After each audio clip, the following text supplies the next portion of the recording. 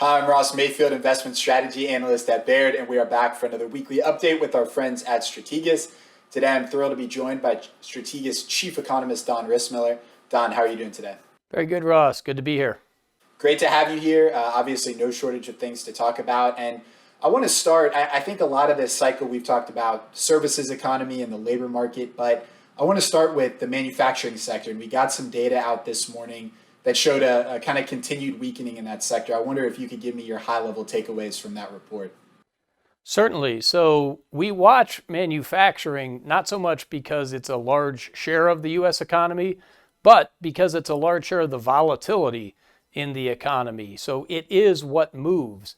And that's why we care about data like a new cycle low in the Purchasing Managers Index from the ISM. And not only did we see a new cycle low, but we saw broad-based weakness in the components.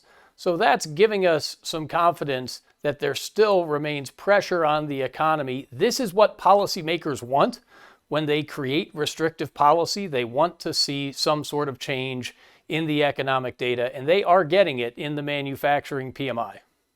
So you mentioned that the manufacturing sector is slowing a bit. We rallied in the markets into the quarter end, and it strikes me that the market is kind of pricing this Goldilocks scenario where the banking instability is enough to get the Fed to pause, but it's not so much to tip the economy into recession or to really get a slowdown. We see this manufacturing sector data come in a little bit, soft. What are your thoughts on that kind of high level? Is there a Goldilocks scenario possible, or is that unlikely? I'd say it's possible, but I would not put a very high probability on that outcome. It would essentially require the perfect financial crisis where you have just enough stress in medium-sized financial institutions where you get the Fed to back off, but you don't cause a deep recession. So I think that's tough. I think more likely what we're seeing is we've had an event that pressured liquidity.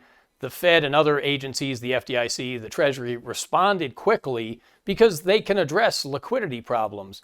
But that's not going to be possible if we move into more credit-related events later in the year. So I think this basically isn't it. I think there are continued strains that are likely to show up because we're likely to persist with restrictive policy. To some extent, it's like holding your breath underwater.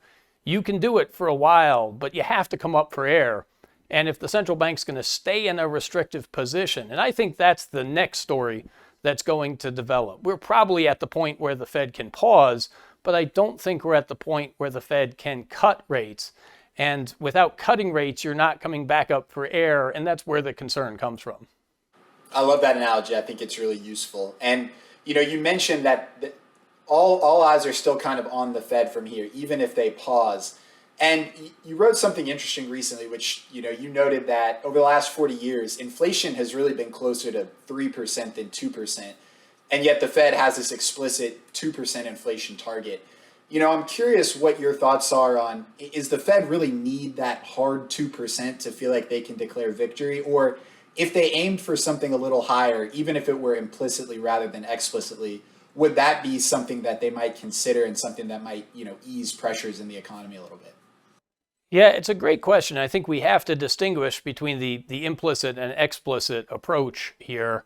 I don't think they can change the target at this point because there are questions about credibility. When you're coming from above, when inflation is already too high, it's very hard to change your target at 2%. If they had to do it over from the beginning, maybe they would have picked a range, 2 to 3, something like that. There's a good case that there is some flexibility in that number, but now is not the time, especially with a politically charged environment, to try to change the target. So I think the FOMC members will continue to say our target is 2%, but that 2% can be spread out over an average in time. And I think that's where the flexibility is. So I am not sure they have to hit 2% right now or even this year if they believe they can average it over some longer term time horizon.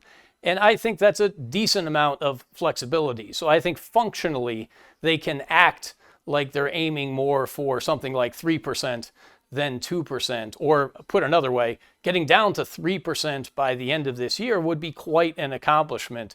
We were up at about 9%. We've come down part of the way. If we get to 3% on the consumer price index, that could be viewed as quite an accomplishment, even though it's not the official target. Right. I think that's a great framework to kind of view the next 9 months through. So, Don, thank you so much for the time today. Really informative. And hopefully we'll get to talk to you again soon. Thanks, Ross.